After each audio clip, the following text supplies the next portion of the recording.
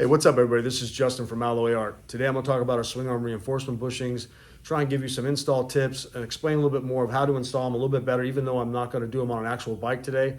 Hopefully this will help moving forward with your install. Now, if you don't have a service manual for your bike, I would recommend that you have one as you're installing, especially for these home mechanics that want to work on your bikes and yourself. That's great, but I would definitely have a service manual there.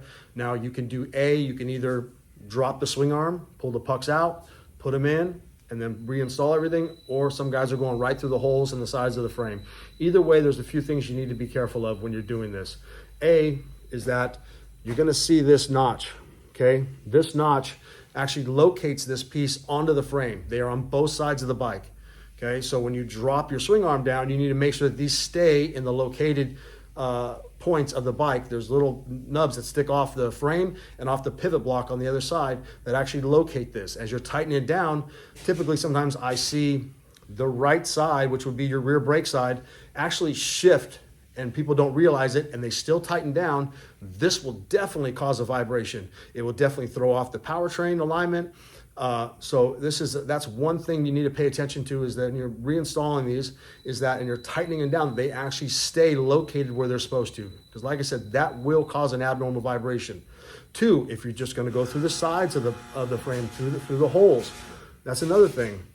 Once you loosen those bolts, take all that stuff off, now you've loosened up the pressure on these. So now these can actually spin, and once again, I usually see it on the rear brake side as you're tightening back down, that this thing can actually spin a little bit and actually locate off of that pin, once again, causing that abnormal vibration.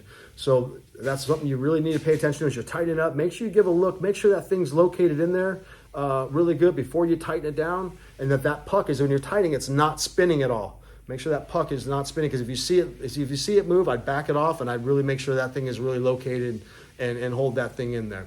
Two, the other thing that can cause a vibration and how these things are supposed to go. You'll see that this thing is kind of oblong shape, and obviously so is our piece, okay?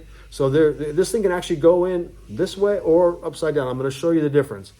Perfectly, as it's done right, okay, you'll see the hole is perfectly aligned. Now, if I take that piece out and I put it in upside down, as you can see, that hole is not now centered. What that will do is people force that in there, they get it in there, and they tighten everything down. Now that has moved your powertrain once again out of alignment, causing an abnormal vibration and possibly some rideability issues.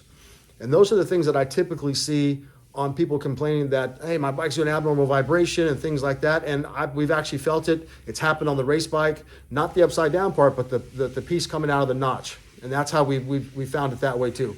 But I have talked to this with customers and said, hey, check this. They call me back, said, you know what, you're right, vibration's gone. So those are keys that you need to look out for. Now, the correct way this thing should be in, not only is the hole lined up, but also the lettering for the Alloy Art USA is actually located at the bottom, facing down towards the ground. That's how you know they are installed in the correct position. But once again, key, make sure that notch is still located on the frame. I think if you do that, you'll find that the vibration you may pick up slight is not going to be a vibration that you're not going to be able to live with. I would rather have stability in my bike and deal with a slightly more vibrating bike that is not super annoying at all, or my hands don't go numb or anything like that, and have my bike straight and narrow than not. So I think these things are definitely a plus. They make a big difference. Many people we talk to, we sell a ton of these things. A lot of people are raving them, but I do get guys say, oh, my bike vibrated. Well, there's a key things you need to take a look at if you're experiencing heavy vibration. Chances are something is not correct. So I really hope this video kind of helps.